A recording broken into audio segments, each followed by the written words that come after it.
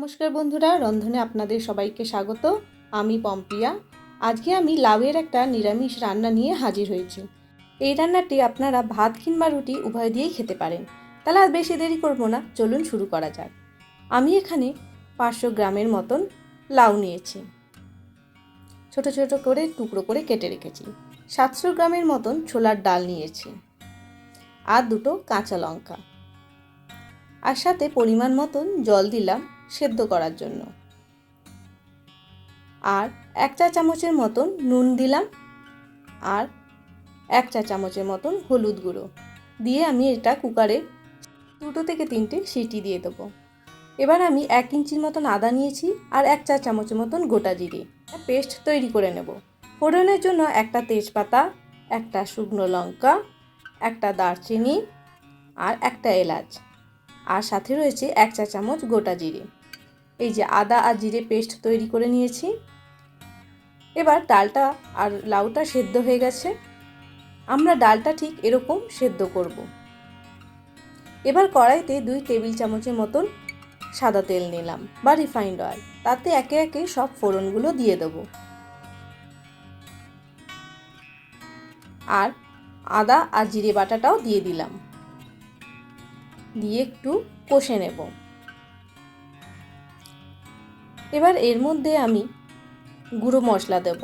স্বাদ অনুসারে নুন দিলাম, 1/2 চা চামচের মতন হলুদ গুঁড়ো দিলাম, 1 চা চামচের মতন লঙ্কা গুঁড়ো। ঝাল আপনারা নিজেদের মতন দিয়ে দেবেন। এবার একটু কষে নেওয়ার পর এর মধ্যে আমি সেদ্ধ করা লাউ আর ডালটা দিয়ে দেব। জল সমেত পুরোটা দিয়ে দিলাম। খুব সহজেই আর কম সময়ের মধ্যে রান্নাটা তৈরি হয়ে যায়। এবার দিয়ে আপনারা কতটা ঘন রাখতে চাইবেন সেইভাবেই রেখে দিতে পারেন।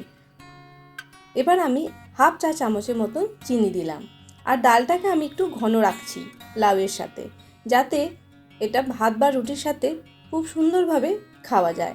এবার আমি পরিবেশন করে দেব।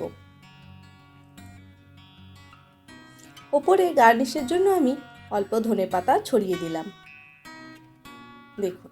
দেখলেন কত সহজেই হয়ে গেল। তাহলে বন্ধুরা, আজকের রেসিপি কেমন লেগেছে? যদি ভালো লেগে থাকে তাহলে অবশ্যই লাইক আর কমেন্ট করে দেবেন, আর বন্ধু বান্ধবদের কাছে শেয়ার করে দেবেন। আর আমার চ্যানেলে নতুন সদস্য হয়ে থাকলে এখন অবধি যদি সাবস্ক্রাইব করে উঠতে পারেননি, অবশ্যই সাবস্ক্রাইবটা করে নেবেন আর বেল আইকনটি ক্লিক করবেন। তাহলে আমি যখনই কোনো নতুন ভিডিও আপলোড করব আপনাদের কাছে নোটিফিকেশন পৌঁছে যায়। এবার আমি খেয়ে বলি কেমন হয়েছে। দুর্দান্ত হয়েছে। অবশ্য সেটা আমি বলছি, আপনারা অবশ্যই বাড়িতে ট্রাই করবেন, আর কেমন খেতে হয়েছে সেটা আমাকে অবশ্যই কমেন্ট বক্সে লিখে জানাবেন। তাহলে বন্ধুরা, আজকে এই পর্যন্তই। পরবর্তীকালে আবার কোনো নতুন নতুন রান্না নিয়ে হাজির হব।